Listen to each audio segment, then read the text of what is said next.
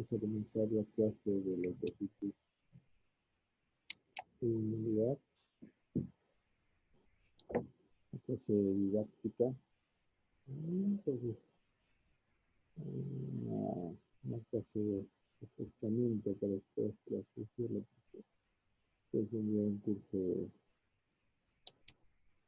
de inmunología social. Entonces vamos a comenzar con esta clase, que es una clase para que ustedes recuerden unas cosas de inmunología y lo puedo recordar de histología, pero no está todo orientado al ámbito fisiológico. Entonces vamos a ver lo que es leucocitos.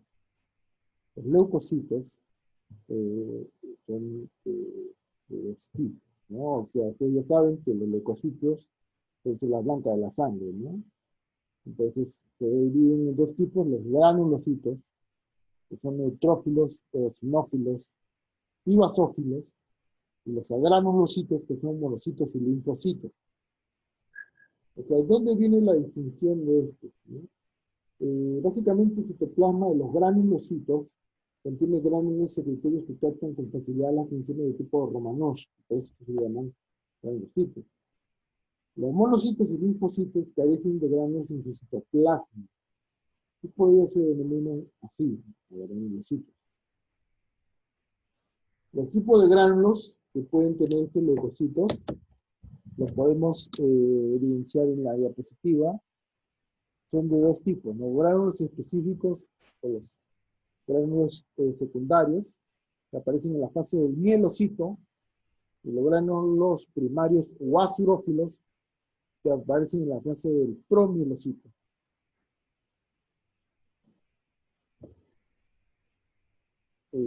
Ya. Básicamente, los neutrófilos, que es el primer punto que vamos a tocar,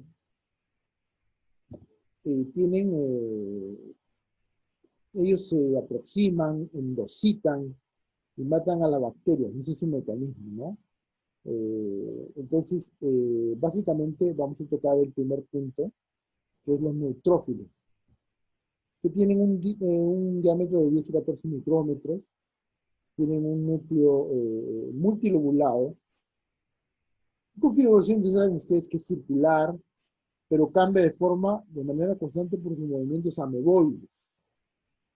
El núcleo, como estamos mencionando, es multilobulado y puede tener hasta 6 lóbulos. De ahí que el neutrófilo también se denomina leucocito polimorfo nuclear. El número de lóbulos, como menciona la diapositiva, guarda relación con la edad de los neutrófilos. Y los más jóvenes tienen un núcleo con un solo lóbulo, incluso, señores, en forma de herradura. En tanto, los más viejos cuentan con un núcleo multilobulado. La distribución en frecuencia de los neutrófilos con distintos números de lóbulos se denomina el conteo de Arnett, que están viendo ustedes ahí. Y se lleva a cabo para valorar la edad promedio de los neutrófilos en la circulación. Básicamente, para contar, vamos a decir que 45% de los neutrófilos cuentan con 3 lóbulos en una persona normal y se encuentran en la fase adecuada de madurez para su desempeño óptimo. 20% supera la edad promedio y muestra 4 o 5 lóbulos. En tanto, 35% es menor que la edad promedio y tiene menos de 3 lóbulos, básicamente, ¿no? Cuando esos términos que ven abajo, de división a la izquierda y derecha, se refieren a que cuando existe un predominio de células inmaduras, se dice que hay una división a la izquierda. En tanto, cuando predominan las células viejas, se dice que hay una división a la derecha. Entonces, el conteo de Arnett, ¿a qué se refiere? O sea, el conteo de Arnett, como ya vimos, el número de lóbulos, ¿no? Entonces, se llama Arnett tipo 1 a un neutrófilos con un núcleo no segmentado sin lobulaciones, ¿no? El tipo 1, el tipo 2 es neutrófilos con un núcleo dividido una vez, es decir, hay 2 lobulaciones. Tipo 3, neutrófilos divididos con un núcleo dividido 2 veces, es decir, 3 lóbulos. Tipo 4, núcleo dividido 3 veces, 4 lóbulos, y 5, dividido en 4 veces, 5 lóbulos, ¿no? Entonces, ¿cómo se hace para hallar la edad? Entonces se hace una observación de neutrófilos. Este es un ejemplo que pongo. Y se observa 5 neutrófilos ARNet 1, 18 neutrófilos ARNet 2, 5 neutrófilos ARNet 3, 3 neutrófilos ARNet 4 y 0 neutrófilos con ARNet 5. Por lo menos se tiene que observar 30 neutrófilos para hacer el conteo de ARNet adecuado. Entonces se saca el índice de lobularidad, que es igual al número de lóbulos entre el número de neutrófilos observados, ¿no? Entonces acá sacamos el número de lóbulos como 5 neutrófilos con 1, 18 con 2, 5 con 3, 3 con 4, 5 con 0. Entonces se multiplica y se suma. Están 68 lóbulos en total y nuestro índice de lobularidad es 2,26. Aquí se saca el conteo de ARNet. Del total de neutrófilos que existen en la sangre, solo el 50% se encuentra en la circulación en un momento determinado. En tanto que el resto permanece en marginación o secuestrado, como dice la diapositiva. ¿Y esto dónde ocurre en la pared? O sea, ¿dónde está secuestrado, dónde está marginado? En la pared de los vasos sanguíneos de la circulación sistémica, ¿no? O en capilares cerrados, ¿no? Donde esos pueden estar secuestrados. La marginación de neutrófilos es el primer paso, señores, para su migración hacia los tejidos, que es su último destino, por si acaso. Una vez que ocurre la migración hacia los tejidos, no vuelven a ingresar al torrente sanguíneo y solo sobreviven en los tejidos algunos días. La vida media de los neutrófilos en la circulación es de solo 6 horas. A diario se menciona que se eliminan hasta 100 mililitros de neutrófilos concentrados, sobre todo a través del intestino y secreciones respiratorias. El dato que está abajo dice, por cada neutrófilo que se encuentra en la circulación existen 100 neutrófilos maduros dentro de la médula ósea. Y esto en la médula ósea son a manera de reserva. Estos neutrófilos, o sea, los que están en reserva, ingresan al torrente sanguíneo cuando reciben una estimulación con cortisol o algún factor inductor de granulocitos que derive de los leucocitos muertos, ahí donde esa reserva entra en acción. De esta manera, el incremento de neutrófilos en la sangre puede ocurrir por 3 mecanismos. Es lo que vemos acá. Movilización de los neutrófilos marginados o secuestrados a partir de los vasos sanguíneos, ¿no? ¿Quién hace esto? Adrenalina, ejercicio y corticosteroides que pueden dirigir una neutrofilia transitoria por esta vía, por la vía 1 que ven ahí. 2, liberación de neutrófilos almacenados en la médula ósea. Esto también puede ocasionar una neutrofilia transitoria. Y la estimulación de la producción de neutrófilos en la médula ósea.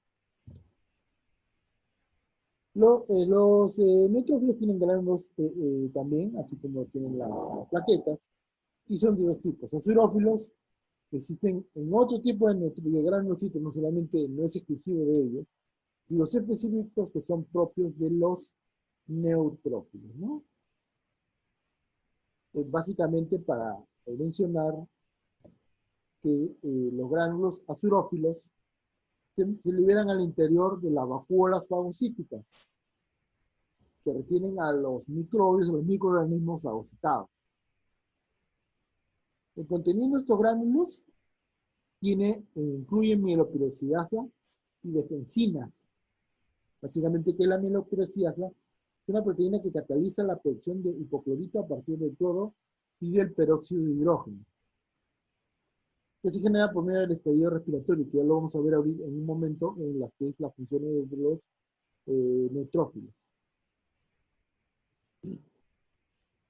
Confiere el color verdoso para mencionar del material purulento. Y las defensinas, que son proteínas catiónicas que matan a diversas bacterias, hongos y virus. Debemos mencionar, como mencionaba el última diapositiva, que aunque los contenidos de los gránulos azurófilos que secretan en su mayoría hacia las vacuolas fagocíticas. Algunas enzimas, señores, pueden escapar hacia los tejidos circulantes o circundantes. Esto ocurre cuando el microorganismo fagocitado es grande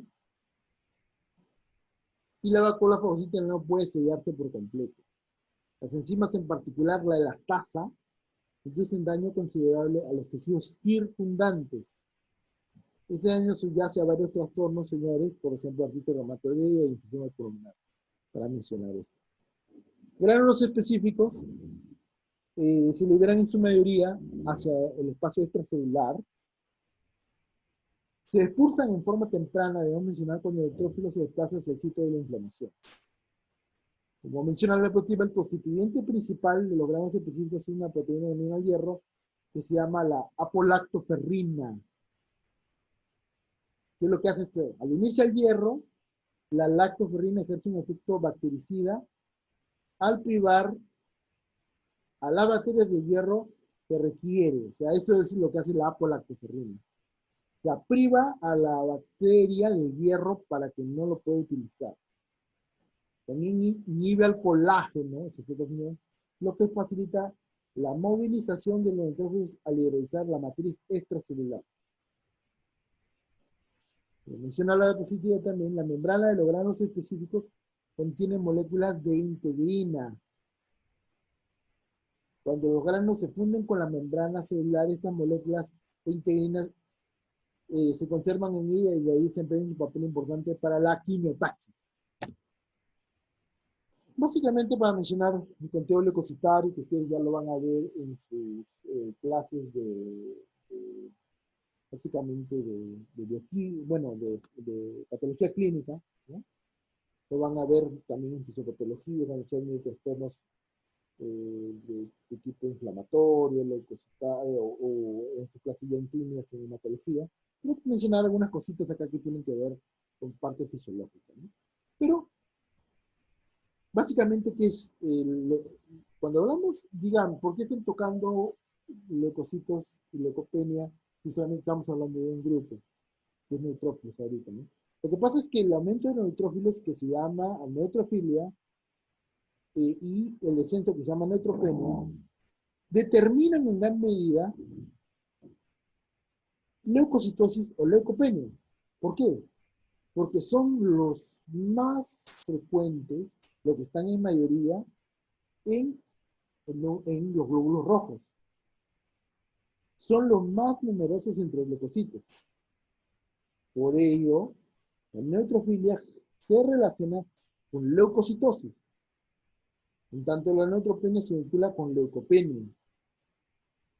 Dicho de otra manera, señores, la mayor parte de los casos de leucocitosis que ustedes van a ver se debe a neutrofilia, y en casi todos los casos de leucopenia van a ver que hay neutropenia.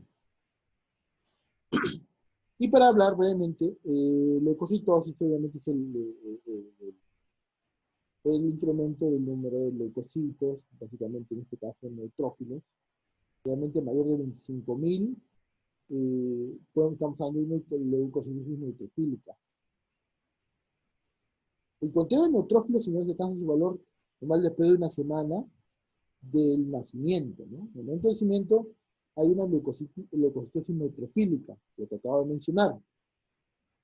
En los adultos, el conteo de neutrófilos puede mostrar un incremento transitorio, que estamos hablando de fisiología, efecto de la movilización de esas células a partir de la reserva marginal, como mencionamos. El fenómeno se llama leucocitosis por desviación y se debe en su mayor parte a la estimulación por selección con glucocorticoides. Puede detectarse leucocitosis por reducción intensa que cursa con neutrofilia tras el ejercicio extenuante también. Las dos condiciones más vinculadas con la fisiología.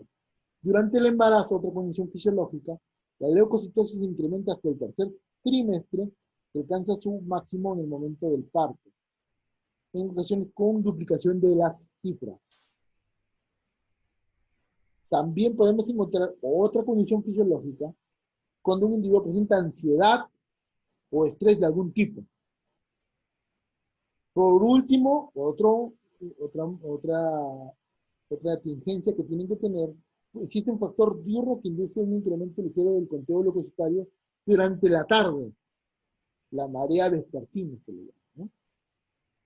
Y ya, pues si hablamos de patología, hay leucocitosis de neutrofilia, cuando hay infecciones, hemorragia, traumatismo, transfusiones malignas, trastornos cardíacos como el infarto de miocardio, trastornos metabólicos, pues eso ya lo van a ver en clínica.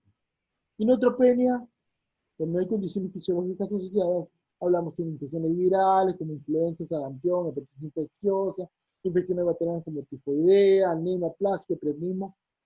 Eso no incumbe al curso y ustedes lo van a ver en clínica y en fisiopatología seguramente también. Un cuadro para ver básicamente algunas cosas más que puedan haber. Ahí vemos el conteo de leucocitos que va de 4.000 a 5.000 dependiendo del laboratorio más que de la literatura. 10.000 es la cifra máxima. Vemos cuando hay recuento elevado, cuando hay recuento disminuido, ¿no? Es importante lo que es el sobre entrenamiento, dice también, ¿no? que puede presentar una leucopenia, ¿no? A pesar de que nosotros vemos que también puede haber una neutrofilia, más que todo, ¿no? ¿No? Como lo menciona así en el acápite de neutrófilos. Ustedes ven esfuerzo máximo prolongado, o sea, como que hubiera un contrasentido en el cuadro, ¿no? El estrés también lo hemos mencionado, ¿no?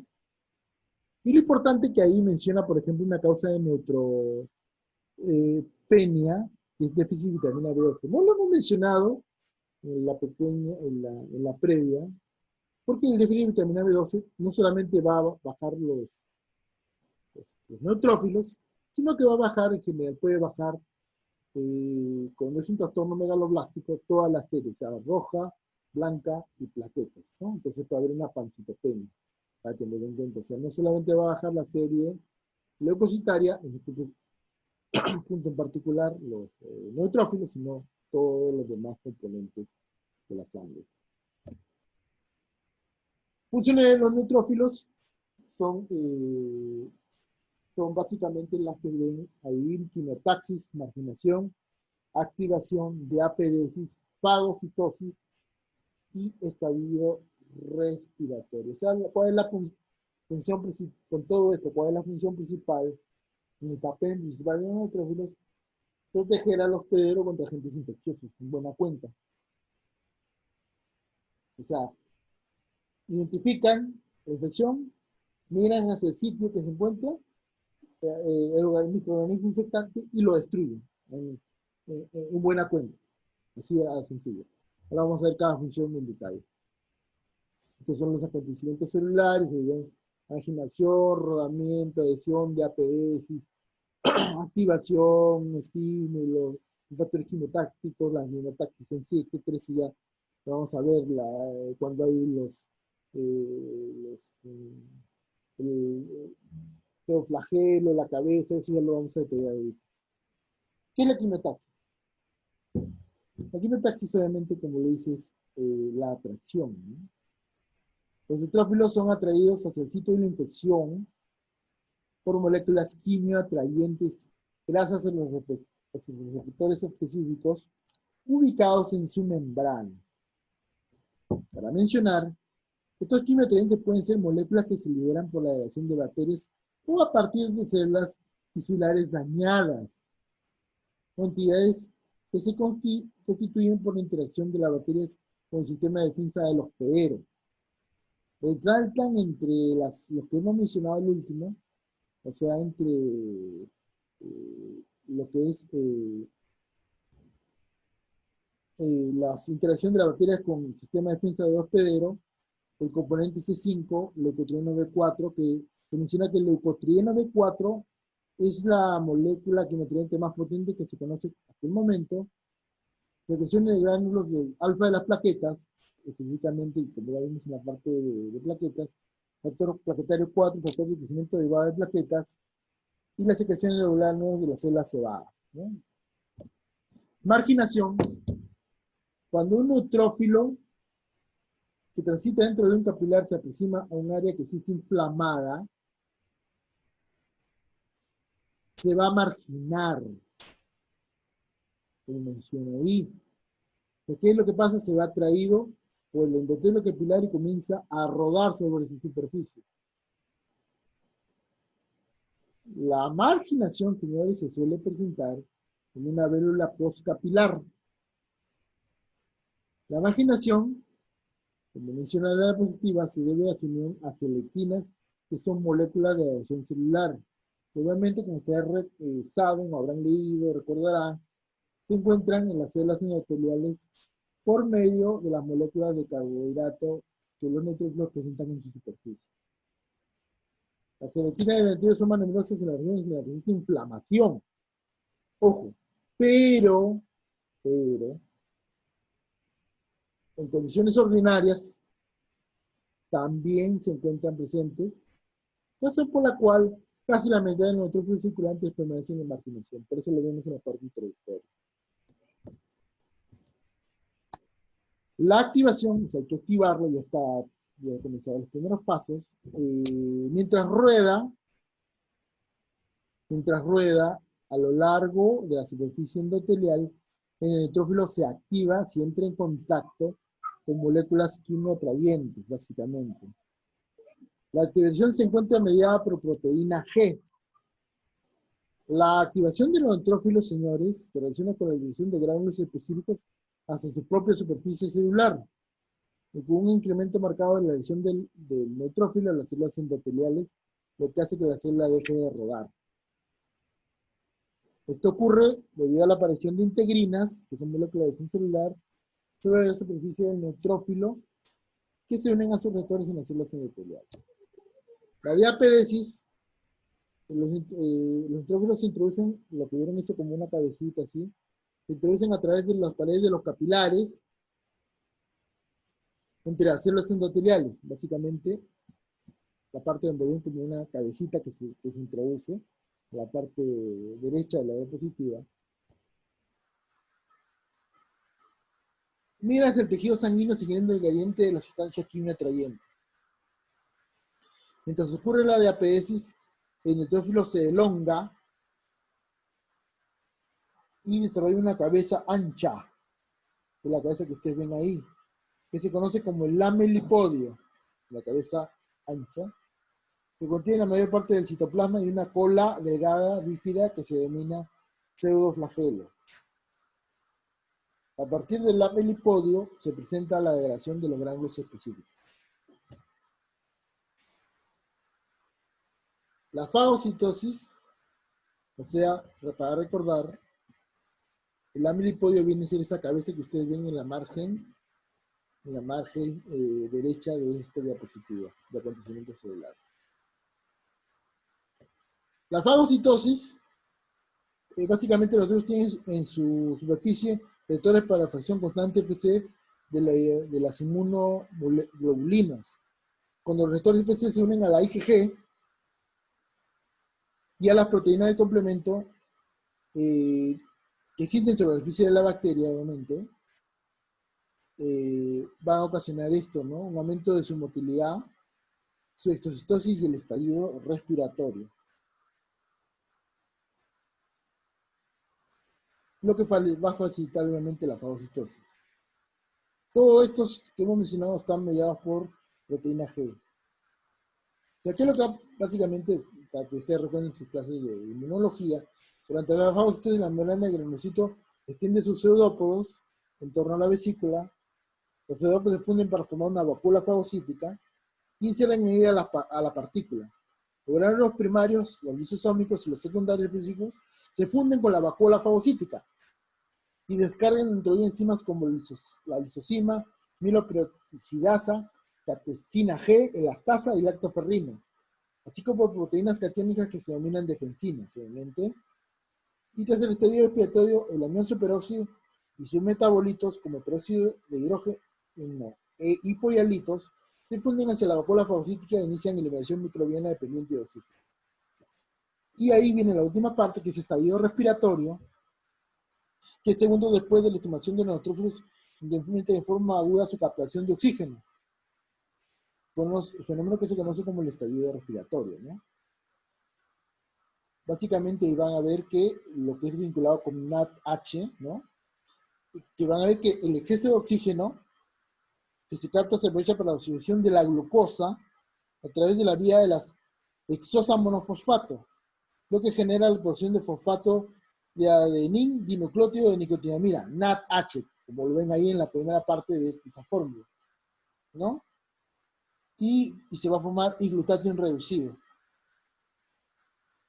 El NADH se reduce el oxígeno molecular para continuar con un ion superóxido, ¿no? Que es el O2 con un negativo arriba, ¿no? Y luego con peróxido de hidrógeno, como ustedes pueden ver en la parte de abajo. Obviamente, me faltaría ponerle la parte negativa, ¿no? Arriba, ese oxígeno que está al costado del peróxido de hidrógeno, que el peróxido de hidrógeno es H2O2, ¿no? El glutato reducido ayuda a eliminar el exceso de peróxido de hidrógeno que se produce. La reducción del anión superóxido para formar el peróxido de hidrógeno dentro del neutrófilo se cataliza por medio de la enzima superóxido dismutasa, ¿no? O sea, la superóxido dismutasa actúa en la parte del exterior respiratorio. El superóxido, el anión superóxido que se escapa de los neutrófilos hacia el espacio intracelular se reduce en peróxido de hidrógeno, como ustedes pueden ver en la fórmula, relación de la ceruloplasmina, una proteína de fase aguda. Ni el peróxido ni el superóxido cuentan con actividad bactericida significativa. Ojo, no obstante, el peróxido que se forma en los tejidos daña las células y la matriz del tejido conectivo. A pesar de esto, en presencia de la enzima mieloperoxidasa de los granos acirófilos, el peróxido de hidrógeno oxida los iones halido, cloro, bromo, ¿no? Para formar hipoialitos. Uno de ellos es el HOCl, que ustedes ven, o HClO, que ven abajo. El otro es HO-bromo, HOI, que son agentes microbicidas potentes. Esa parte final es la que importa. Esa parte final. ¿Quiénes son los que finalmente desarrollan la parte definitiva, concreta del estallido respiratorio? Ahora pasamos a los sinófilos. A los sinófilos. Que tenemos que mirar ahora. Los eosinófilos contienen un núcleo bilobulado y gránulos gruesos grandes que tienen una coloración naranja roja, obviamente, con la adquisición de Wright, parte de histología, ¿no? Se encuentran distribuidos, al igual que los neutrófilos, en el compartimento vascular, en que hay una reserva marginal y otra circulante.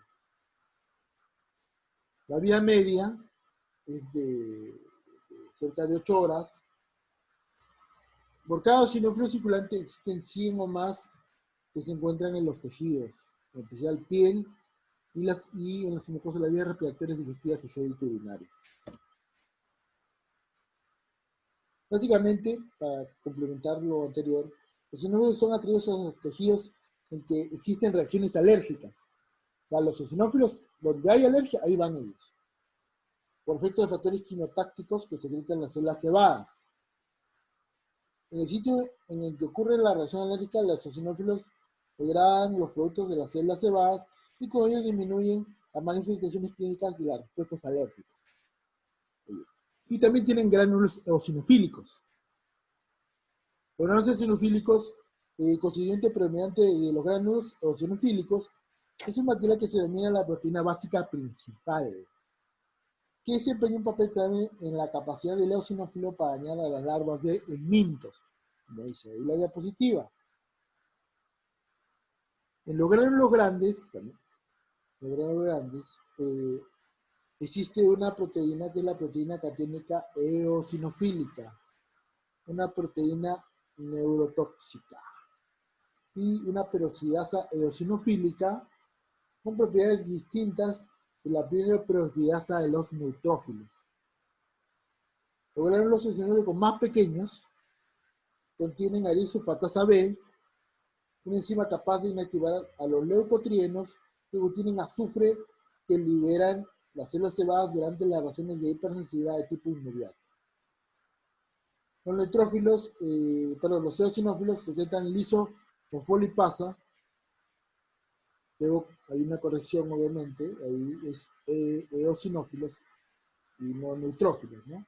Secretan lisofosfolipasa que forman cristales conocidos como de Charcot-Leydig, ¿no? Y detectan las secreciones pulmonares de los pacientes con asma bronquial. O sea, la corrección a la diapositiva es, al final, es eosinófilos y no neutrófilos, para corregir nada más. El conteo de eosinófilos, para comentarles. El conteo de eosinófilos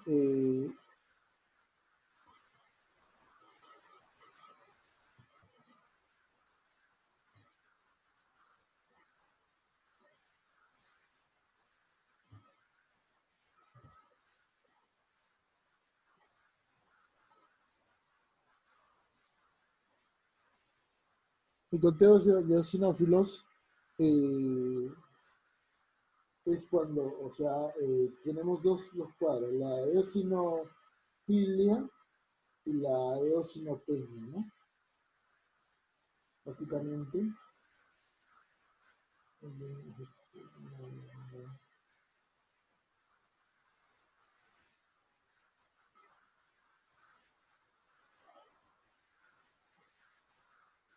Ya, la eosinofilia, justo nada más la eosinofilia es cuando hay un incremento del nivel de eosinófilos, se presenta en trastornos alérgicos como asma, alergia, a fármacos, hipersensibilidad, infecciones parasitarias, soluciones dermatológicas, eosinofilia, ¿no? La eosinopelia, que hay en trastornos endocrinos, soluciones de estrés, como el choque y todo eso, ¿no? Pero vamos a esa es la parte patológica. Y la parte fisiológica, tenemos que los glucocorticoides inducen marginación y secuestro de los eosinófilos circulantes y reducen el conteo de eosinófilos. El número de eosinófilos muestra versión diurna, que muestra proporción inversa a las fluctuaciones diurnas de las concentraciones de glucocorticoides. Alcanza la cifra mínima a las 8 de la mañana y la máxima a la medianoche. El estrés emocional lo reduce. El número de eosinófilos se reduce en forma progresiva a lo largo del periodo intermenstrual. Eso para la parte fisiológica. Vamos a la parte de basófilos. Los basófilos, el basófilo maduro tiene un núcleo que se define con menos intensidad que el del neutrófilo. En ocasiones aisladas contiene más de 2 lóbulos. El citoplasma es rosa y tiene un número variable de gránulos basófilos grandes que se definen con intensidad. Los gránulos no suelen ser numerosos y aunque no llenan el citoplasma, como en el caso de los gránulos de los eosinófilos, se sobreponen al núcleo y tienden a impedir la visualización de ese detalle. Esa es parte de histología. Los basófilos permanecen en la sangre solo unas horas. Después se desplazan a los tejidos. Su destino en los tejidos es incierto. Contrario a lo que se creía, los basófilos no se transforman en células cebadas a llegar a los tejidos.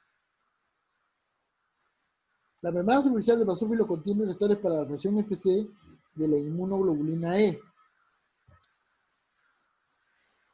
El basófilo se degranula cuando un antígeno reacciona con la inmunoglobulina E, que se encuentra unida a su superficie y con ello interconecta a moléculas de este tipo que se ubican en su superficie.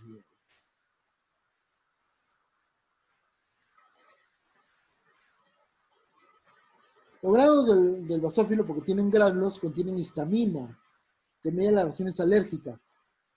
Los basófilos contienen el proteoglicano condroitin sulfato, con función en el basófilo no se le conoce. Términos ahí basofilia, que hay en la leucemia amiloide crónica, en la forma hipersensible, a vasopenia, que hay en la enfermedad de Cushing y en la terapia prolongada con corticosteroides. La pasada células cebadas que son similares a los basófilos, se encuentran alrededor de los tejidos conectivos, en especial bajo las superficies epiteliales. Las células epiteliales son más abundantes en los sitios del organismo que entran en contacto directo con el ambiente. Por ejemplo, pulmón, piel, tejido linfoides y capas mucosas del tubo digestivo.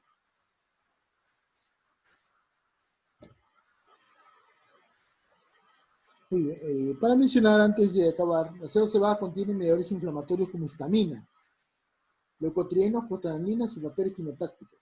La degranulación excesiva de las células cebadas induce manifestaciones alérgicas e incluso anafilaxia. Los leucotrienos que se liberan a partir de las células cebadas desencadenan el broncoespasmo y edema de la mucosa que caracterizan al asma bronquial. La sustancia de reacción lenta de la anafilaxia es una mezcla, por ejemplo, de leucotrienos C4, D4 y E4. Las células cebadas también participan en la respuesta inmunitaria y reparación tisular. Liberan factores de necrosis tumoral en respuesta a los productos bacterianos por medio de un mecanismo independiente de anticuerpos que contribuye a la inmunidad natural inespecífica. Vamos a los leucocitos no granulocíticos. Acá tenemos a los monocitos, que son células esféricas, donde se suspenden obviamente con un líquido isotónico, su diámetro varía entre 9 a 12 micrómetros, pero cuando se observan en un frotis, miden entre 14 a 18 micrómetros de diámetro, ¿no? Los monocitos se originan en la médula ósea y circulan en la sangre durante 3 días antes de emigrar a través de las paredes de las vénulas postcapilares hacia tejido conectivo de distintos órganos, donde se diferencian para construir macrófagos tisulares. Los macrófagos tisulares mencionaremos que no reingresan a la circulación, sino persisten en los tejidos durante otros 3 meses. Los monocitos circulantes no desempeñan funciones importantes y solo constituyen una reserva móvil de células capaces de migrar hacia los tejidos y convertirse en macrófagos. El término monocitosis se presenta mayormente en infecciones bacterianas como tuberculosis tifoidea, infecciones por protozoarios, infecciones por riquecias, enfermedades neoplásicas, enfermedades inflamatorias crónicas como artritis reumatoidea, por ejemplo. El sistema fagocítico mononuclear, básicamente los macrófagos tisulares se establecen en distintas ubicaciones estratégicas en el organismo, constituyendo el sistema de macrófagos tisulares. Los monocitos y macrófagos constituyen el sistema fagocítico mononuclear. Antiguamente, para mencionarles nada más, había el sistema retículo endotelial.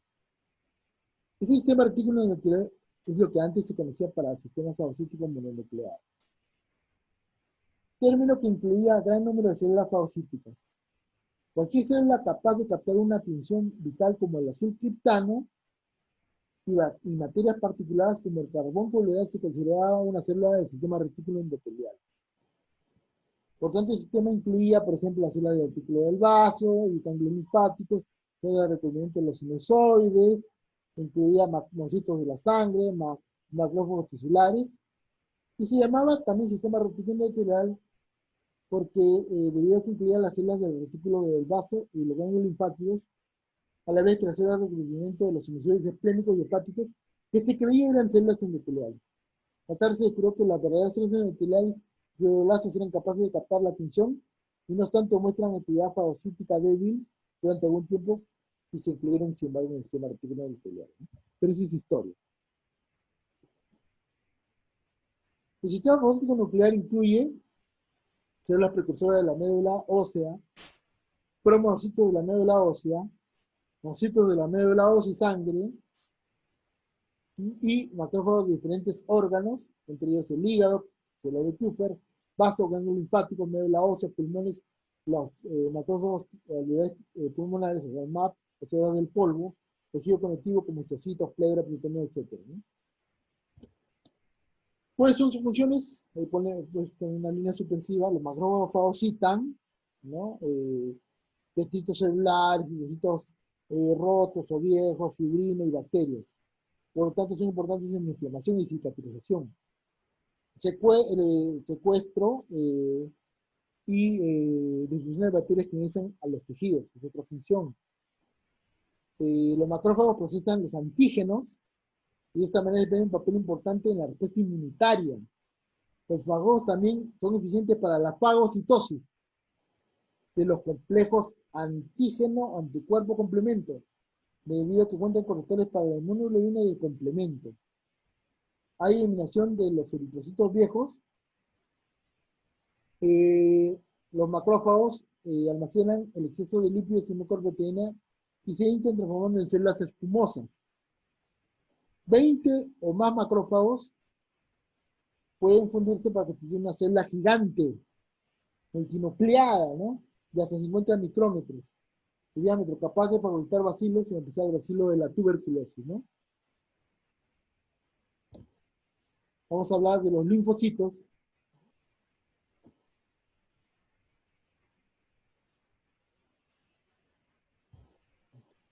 Los linfocitos tienen un núcleo con indentación discreta, cuentan además con un aro delgado de citoplasma de color azul. No contienen granulos específicos, pero pueden presentar granulos acirófilos pequeños escasos, ¿no?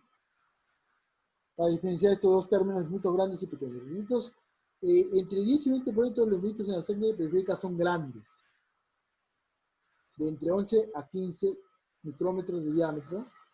Se pensaba antes que se trataba de una célula de fase temprana de desarrollo del linfoblasto, que tienen un tamaño mayor que el linfocito.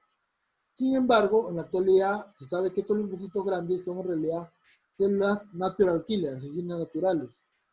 Eliminan de manera inespecífica a cualquier célula recubierta por inmunoglobulina G. Este fenómeno, obviamente, como vamos a ver, se llama citocicidad mediada por células dependientes de antígenos. Los linfocitos grandes no necesitan sensibilización previa y moléculas de complejo mayor de histocompatibilidad. Los linfocitos pequeños producen una respuesta inmunitaria adquirida y clasifican como linfocitos B que median la inmunidad humoral y T responsables de la inmunidad celular. Estos subtipos no pueden distinguirse en base a su morfología, pero cuentan con moléculas distintivas en sus membranas celulares, que son marcadores de superficie que pueden identificarse mediante menos inmunohistoquímicos, ¿no? Mediante la inmunohistoquímica se pueden identificar. Vamos a hablar de lo que es del procesamiento linfocitario. Entonces, hablamos de células troncales, células B y células T, ¿no? Las células troncales linfocíticas comprometidas se diferencian en células B y T. Las células troncales linfocíticas B, por Bursa de Fabricio,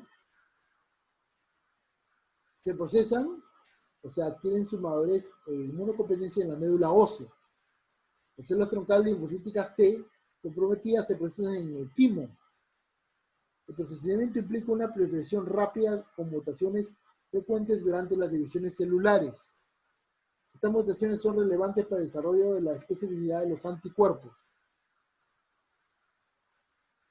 Después del procesamiento, las células T y B maduras ingresan a la circulación, entonces se encuentran en proporciones más o menos de 70 y 30, ¿no? T contra B, 70 y 30. Muchas se fugan a través de las venas capilares y se establecen en los tejidos linfoides periféricos, pero algunos de los linfocitos retornan a la circulación a través de los linfáticos que derivan en estos tejidos linfoides. En un momento determinado, solo un 2% de los linfocitos se encuentra en la sangre periférica y el resto permanece en zonas específicas para, o sea, lo que son órganos o tejidos linfoides, ¿no? Y después del nacimiento, por ejemplo, aún se forman algunos linfocitos en la médula ósea. En la mayor parte lo hacen ganglios linfáticos, timo y base, a partir de células precursoras que provienen de la médula ósea, ¿no? Ya para acabar, tenemos que hacer una clase así rápida por la aula virtual que me deja. Inmunidad, tolerancia e hipersensibilidad.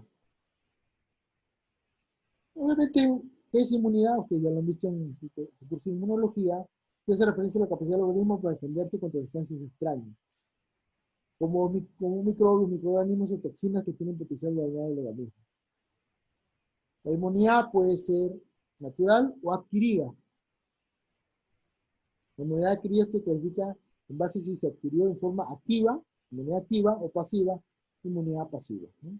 Entonces vamos a hablar de la inmunidad natural, que es la innata, y corresponde a los mecanismos de defensa inespecíficos.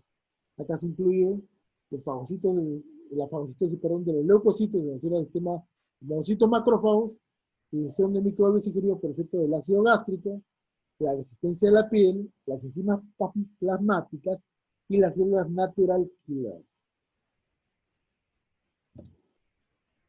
Para hablar de esos dos puntos, inflamación y vigilancia inmunitaria. La inflamación es una manifestación de la inmunidad natural, relaciona con la presencia de aumento de la temperatura, que es el calor, eritema, rubor, dolor y aumento de volumen, que viene a ser el tumor.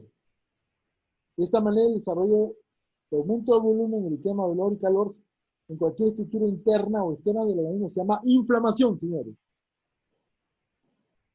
Realmente usamos el sufijo itis para todo lo que es inflamación, ¿no? Como es el caso de gastritis, el estómago, enteritis, el intestino, hepatitis, miocarditis, etc., ¿no?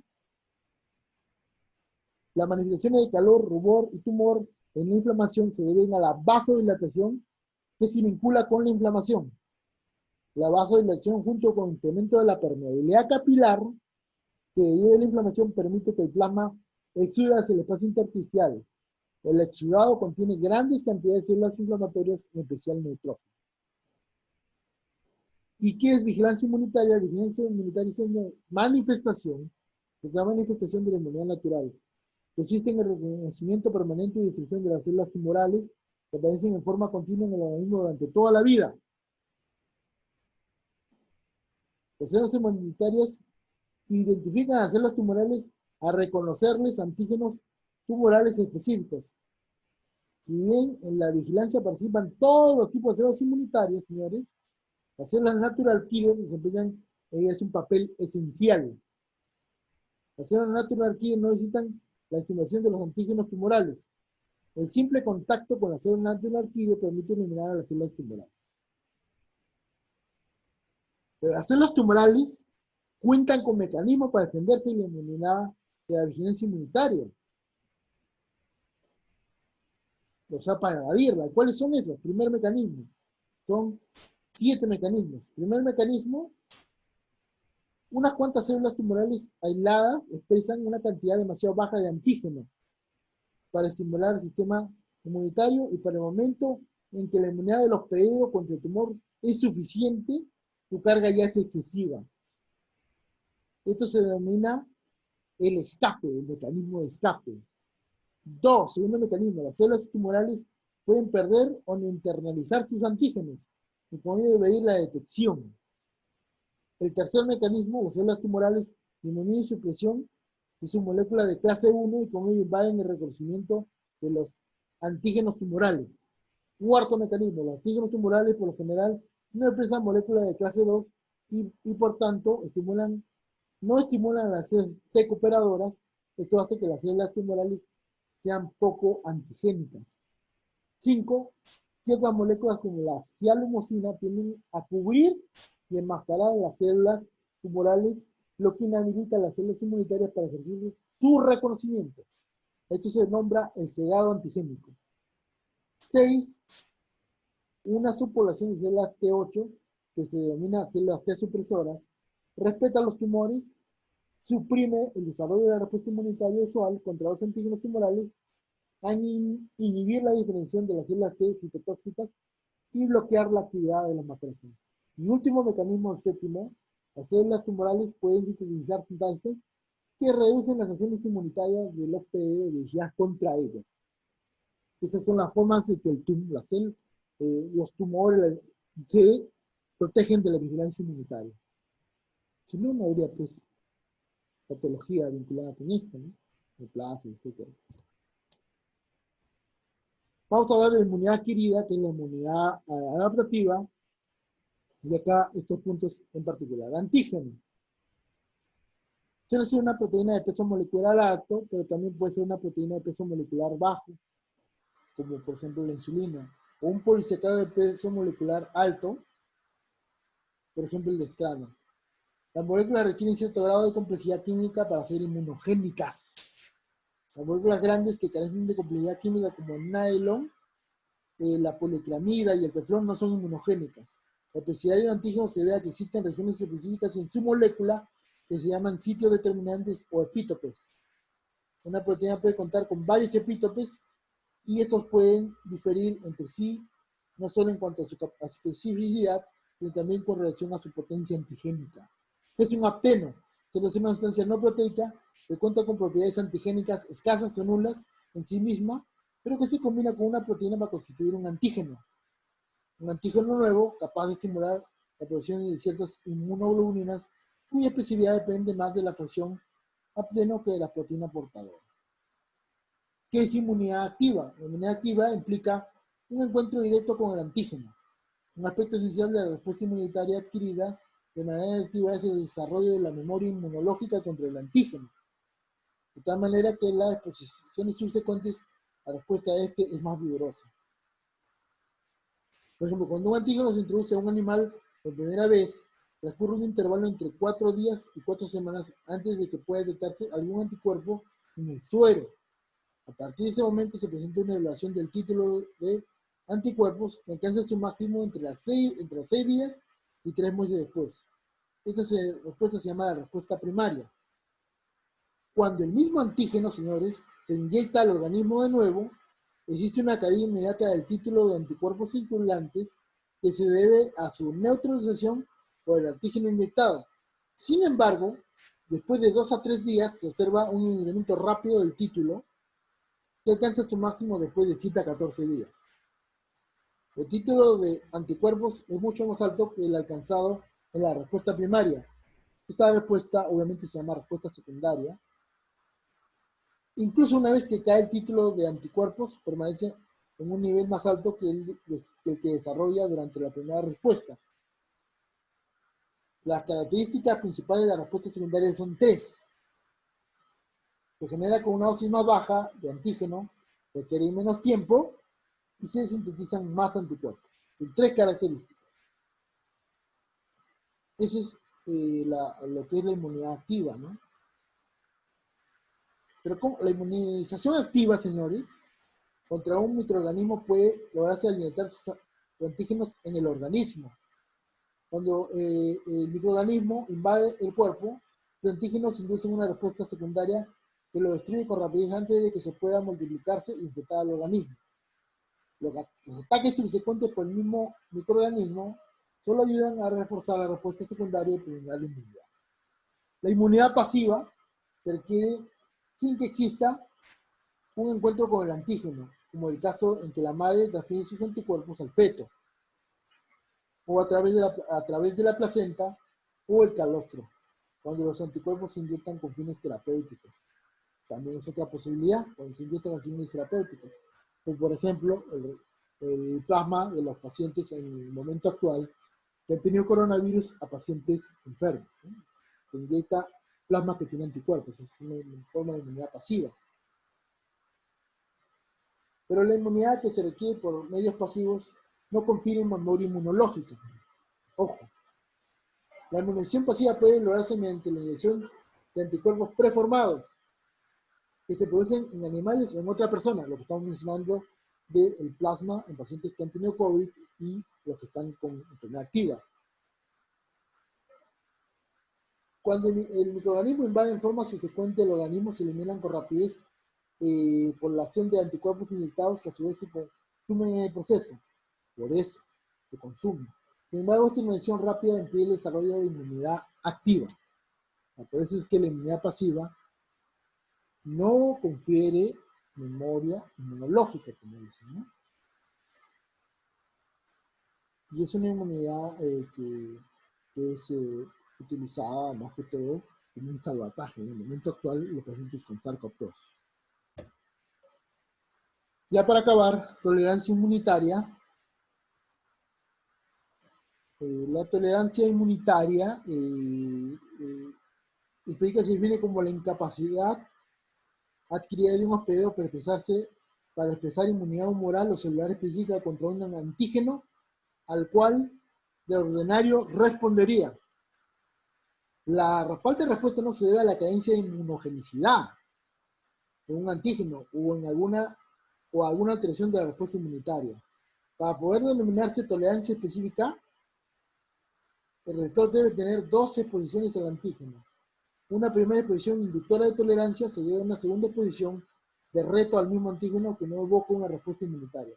De esa manera, la tolerancia es lo opuesto a la respuesta inmunitaria secundaria, por ejemplo. Algunas observaciones, y ahí vemos ahí que hay una tolerancia de zona alta o parálisis inmunitaria que se desencadena con dosis altas de antígeno, quizá al depletar las clonas celulares específicas. Hay una tolerancia de zona baja que se induce con las dosis infrainmunitarias repetidas de antígeno dependiente del timo. Hay, lo que dice el tercer punto, los antígenos que carecen de agregados generan tolerancia, quizá debido a que escapan a la fagocitosis mediada por macrófagos. Y un punto que no está ahí, es más fácil que se desarrolle tolerancia poco después del nacimiento, ¿no? Porque dice más fácil después del feto, o sea, más fácil después del nacimiento, ¿no? Y la tolerancia al feto es debido a que a la incorporación de genes maternos, la constitución genética del feto difiere de la madre. Por tanto, debería inducir una respuesta inmunitaria en ella, de la misma manera que el antígeno rhesus del feto genera respuesta en una madre RH negativa. Pero ¿qué pasa? Sin embargo, esto nunca ocurre, quizá por una de las siguientes razones. La placenta es resistente al ataque inmunológico, puesto que después de la implantación el trofoblasto pierde gran parte de su inmunogenicidad por una disminución de la densidad de sus antígenos del complejo mayor de fotocompatibilidad, o el desarrollo de un recubrimiento mucoproteico inerte en la superficie de las células cebadas, ¿no? 2. Los anticuerpos que producen la madre son absorbidos por la placenta, lo que impide su ingreso a la circulación fetal. 3. La alfa-fetoproteína y la progesterona que se producen durante el desarrollo embrionario son inmunosupresores. Siguiente punto, tolerancia a los antígenos propios. La tolerancia al organismo mismo quizás sea una tolerancia de zona alta, inducida durante la vida fetal, cuando una gran cantidad de antígenos propios reacciona con las clonas correspondientes y las depleta. Mecanismos potenciales para esto: autoantígeno secuestrado que no entra en contacto con una clona correspondiente, reacción cruzada con tejido del organismo, cambio antigénico con la edad, incapacidad de las células T expresoras. Y ya para acabar, los 4 tipos de hipersensibilidad. La tipo 1, que se debe a la degranulación de las células cebadas y se desencadena por antígenos que inducen una respuesta intensa mediada por IgE. Algunos ejemplos: rinitis alérgica, hepatitis atópica, urticaria aguda. Se presentan pocos minutos después de una exposición subsecuente al alergeno, el antígeno, ¿no? Implicado. Eso es lo que se conoce como la anafilaxia. La degradación de las células cebadas se verifica cuando la molécula de inmunoglobulina E que se encuentra en su superficie forman puentes cruzados con el antígeno. La susceptibilidad de la hipersensibilidad de tipo 1 se llama atopía. Los individuos atópicos se manejan mediante desensibilización, es decir, la emisión repetida de dosis creciente del alergeno lesivo. La hipersensibilidad de tipo 2 es una citotoxicidad mediada por anticuerpos. Es una reacción inmunitaria inmediata que daña a las células que presentan el antígeno. Algunos ejemplos son la imitación de transfusión de sangre incompatible o enfermedad hemolítica de recién nacido. El tipo 3 es un trastorno por complejos inmunes. Tiene lugar cuando los complejos antígeno-anticuerpo que depositan en tejidos normales del organismo líneas se fijan al complemento. La activación del complemento daña las células del tejido que se ubican en la vecindad, obviamente, ¿no? Daño a tejidos inocentes, se dice. Una variedad de glomerulonefritis constituye un ejemplo de este tipo, ¿no? El tipo 4 es la hipersensibilidad de tipo tardío, difiere de los precedentes en 2 sentidos. no se encuentra mediada por anticuerpos, también está mediada por macrófagos que fueron activados por células T. Las citoquinas que se secretan generan la mayor parte de daño. Y 2, la hipersensibilidad comienza después de varias horas y alcanza su máximo entre 48 y 72 horas. Eso sería todo. Muchas gracias.